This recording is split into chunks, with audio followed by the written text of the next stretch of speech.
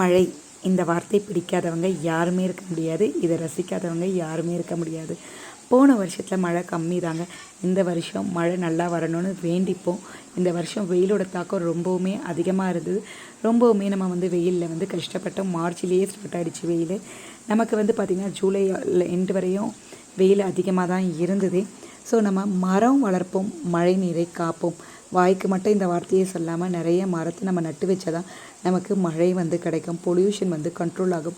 நமக்கு அடுத்து வர நம்மளோட குழந்தைங்கள், அவங்க அடுத்து வர ஜென்ரேஷன்ஸ்லாம் நல்லா ஆரோக்கியமாக இருக்க முடியும். என்னம்மா ஒரு காற்று, மரம்லாம் அப்படியே அசைகிறதுல நமக்கு கொஞ்சம் பயமே வருது.